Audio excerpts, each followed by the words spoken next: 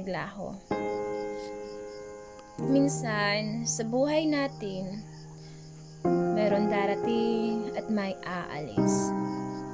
Yung tipong binigay mo na ang lahat-lahat, puso, pagmamahal, pati na ata kaluluwa. Mahal, nang dumating ka sa buhay ko na hindi ko inakalang, sobrang saya ko. Yung saya na tila ba tayo lang dalawa ang tao sa mundo. Saya na parang walang katapusan, na halos di na tayo mapaghiwalay. Mahal, yung pinaniwala mo ako na ako lang ang maging buhay mo. At naniwala ako dun. Bumuo tayo ng pamilya, nagkaanak, di lang isa kundi 4. Lahat ng hirap, nalagpasan naman natin. Naging masaya naman tayo. Oo, tayo naging masaya kasama ng mga anak natin. At sabi mo, mahal, gagawin mo ang lahat, hindi lang tayo maging broken family. Ayaw mong ipadanas sa mga anak mo ang nangyari sa buhay mo. At naniwala ako doon. Okay naman ang buhay natin, masaya, kahit simpleng buhay lang.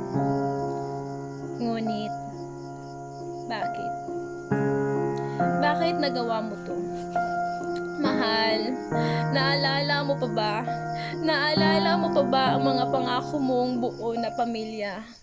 Na ayaw mong iparanas sa mga anak mo ang nangyari sa buhay mo. Ayaw mong iparanas sa mga anak mo ang broken family. Pero ito ka. Na tila ba nakalimot ka?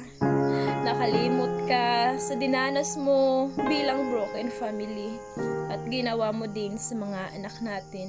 Ang masakit pa, ginawa ko ang lahat-lahat para maging buo pa ang dati nating pamilyang masaya.